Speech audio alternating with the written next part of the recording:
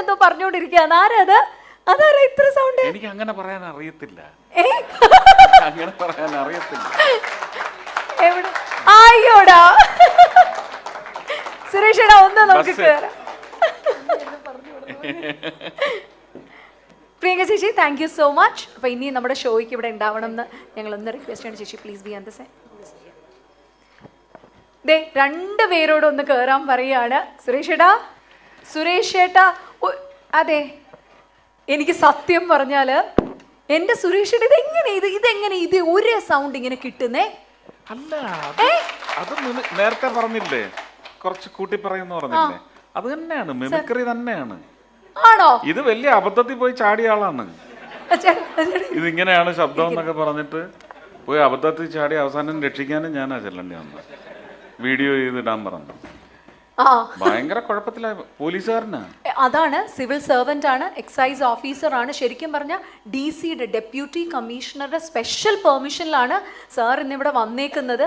അല്ല, ഞാൻ ചോദിക്കട്ടെ, ആരാണ് ആദ്യം പറഞ്ഞത് ഈ സുരേഷ് ഗോപിയുടെ ശബ്ദമായിട്ട് ഒരു ബന്ധമുണ്ട് എന്നുള്ള? ആരാ പറയുന്നേ?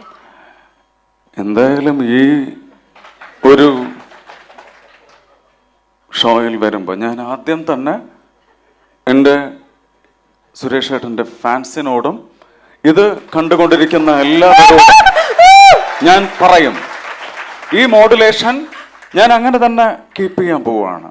കാരണം മഹാത്മാ രക്ഷക് പുരസ്കാരം എനിക്ക് തൃശ്ശൂരിൽ ചേർപ്പ് മൈതാനിയിൽ വെച്ച് നൽകുന്ന ആ ഒരു നിമിഷം ജയരാജ് വാര്യർ അദ്ദേഹം എന്നോട് പറഞ്ഞിരുന്നു, ഈ മനുഷ്യൻ അബ്ദുൽ ബാസിത്ത് എന്ന് പറയുന്ന ഈ ആൾ ലഹരിക്കെതിരായിട്ടുള്ള സന്ദേശം ജനങ്ങളിലേക്ക് എത്തിക്കുന്നതിന് അതിനുള്ള വെഹിക്കിളായി, അത് എത്തിക്കുന്നതിനുള്ള ഒരു വെഹിക്കിളായി അദ്ദേഹം സെലക്ട് ചെയ്തിരിക്കുന്ന ഒരു വാഹനം എൻ്റെ ഏട്ടൻ്റെ വോയിസ്.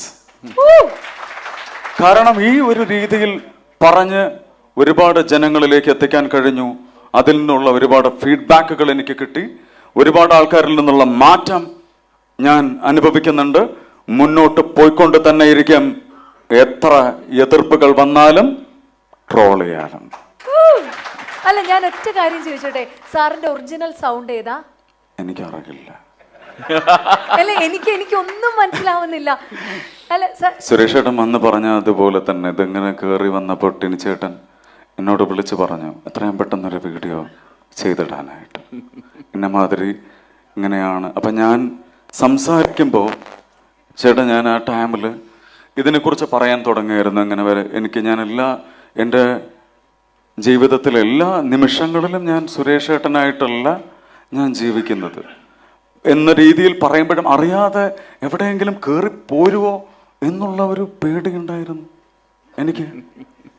എനിക്ക് ആ പേടിയുണ്ടായിരുന്നു.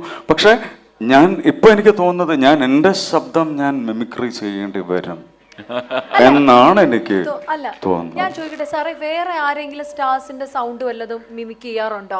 തീർച്ചയായിട്ടും. ആരുടെയാണ്? സാറുടെ എനിക്ക് ചില കാര്യങ്ങൾ എന്തായാലും സാറ് ഏറ്റവും കൂടുതൽ ടിനിച്ചേട്ടൻ എന്നോട് പറഞ്ഞിട്ടുണ്ടായിരുന്നു, ദീന സിനിമയിൽ സുരേഷ് ഏട്ടൻ ബാസിത്തെ ഏറ്റവും കൂടുതൽ സുരേഷ് ഏട്ടൻ ഇഷ്ടപ്പെടുന്ന ഒരു ഡയലോഗുണ്ട്. ആ ഡയലോഗ് സുരേഷ് ഏട്ടൻ തമിഴിൽ സംസാരിക്കുന്ന ഡയലോഗ് ഇടയ്ക്കിടയ്ക്ക് ഷൂട്ടിംഗ് സൈറ്റിൽ വെച്ചിട്ട് ഇങ്ങനെ പറയും.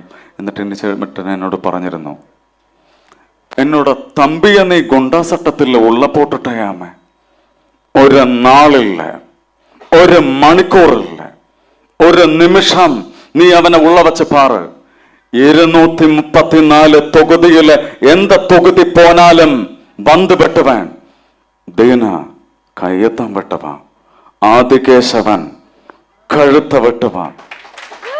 സുരേഷ് ഏട്ടാ, വേറൊന്നുമല്ല, ഈ മണിച്ചിത്രത്താഴില് ഗംഗ നാഗവല്ലിയായി മാറിയ ഒരു മൾട്ടിപ്പിൾ പേഴ്സണാലിറ്റി ഡിസോർഡർ എന്നത് പോലെ ഇതിങ്ങനെ ആവാഹിച്ച് കയറ്റി ഈ പോലീസ് വേഷം ധരിക്കണമെന്ന് പറഞ്ഞ് 8ാം ക്ലാസ്സിൽ ആ കമ്മീഷണർ സിനിമ കാണുമ്പോൾ മുതൽ തുടങ്ങിയ ഒരു സ്പാർക്ക് അതിലേക്ക് കയറി ഇങ്ങോട്ട് വന്നതിന് ശേഷം ഇതുപോലെ തന്നെ തെറ്റ് ചെയ്യുന്നവന്റെ ആ കോളറിൽ കുത്തിനെ പിടിച്ചുകൊണ്ട് പുല്ലേ എന്ന് പറയാനുള്ള ചങ്കൂറ്റം ഇന്ന് ഓരോ നിമിഷവും ഞാൻ എൻജോയ് ചെയ്യുന്നു സുരേഷ് ഏട്ടാ. ഞാൻ ഏറ്റവും കൂടുതൽ അത് തന്നെയാണ്. അല്ല, ഇത്രയും പറഞ്ഞപ്പോൾ ഒരു ചെറിയ ആഗ്രഹമാണ്. കാരണം സുരേഷ് ഏട്ടൻ പറഞ്ഞു ഈ പറഞ്ഞ പോലെ കമ്മീഷണറുടെ അന്നത്തെ കാലത്തെ ഡയലോഗ് ഒരു റെൻഡറിങ് ഇവിടെ അങ്ങനെ ചെയ്യത്തില്ല. സുരേഷ് ഏട്ടൻ അങ്ങനെ സ്റ്റേജിലൊന്നും പറയത്തില്ല.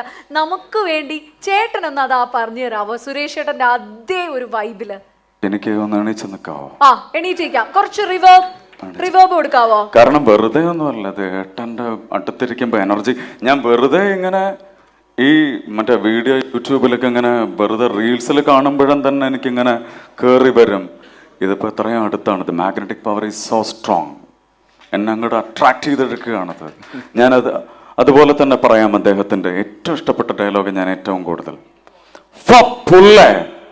മോഹൻ തോമസിന്റെ ഉച്ഛിഷ്ടവും അമൈദേവം കൂട്ടുകുടച്ച് 4 നേരം മൃഷ്ടാന്നം വെട്ടുപിഴുങ്ങി ഏമ്പക്കോമിട്ട് ആസനത്തിൽ ബാലും ചുരുട്ടി വെച്ചിരിക്കുന്ന തന്നെയും ഈ പരമ നാറികളെയും പോലുള്ളവർക്കേ ചേരൂ. ആ പേര് എനിക്ക് ചേരില്ല. I am only Bharachandran. Just remember